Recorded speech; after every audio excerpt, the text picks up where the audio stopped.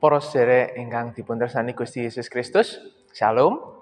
Kita kepanggih malih wonten renungan Sabda Winedhar dinten Kemis 8 Mei 2020.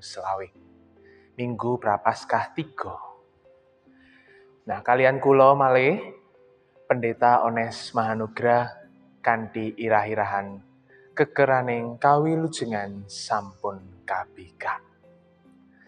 Saderengipun kita lumebet wonten renungan kita saged maos rumiyin wonten Wahyu gangsal bab gangsal ingkang mekaten. Banjur ana pinituwa kang ngendika, "Kowe aja padha nangis, lan sang singa kang saka trah Wahuda, yaiku sogolane Sang Prabu Daud, wis unggul temah bisa ngudari gulungan kitab iku lan ngletheki segel 7. Wahyu gangsal bab gangsal.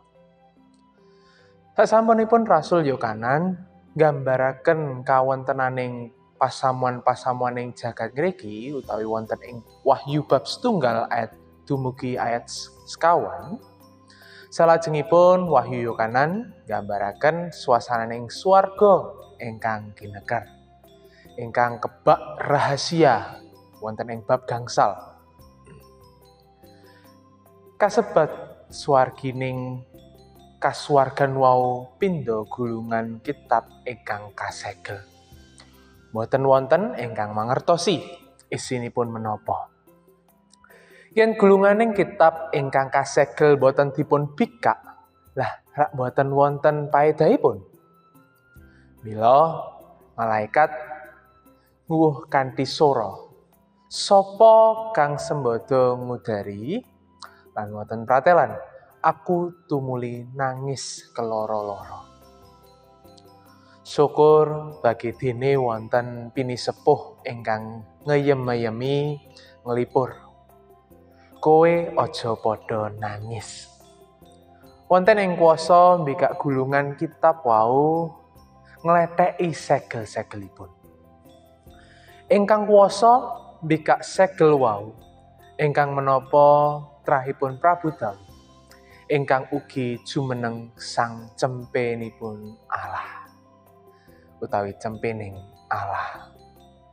Menapa nelakaken bilih sang cempening Allah ingkang sampun ngorbanaken dirinipun ngantos seda lan wungu malih. Panjenenganipun sampun unggul saking pati lan ngasa panguwasa langgeng.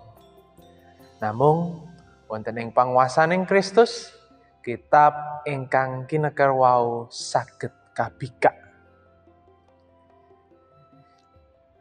Sinareng sampun kabikak, menapa ta isining kitab wau?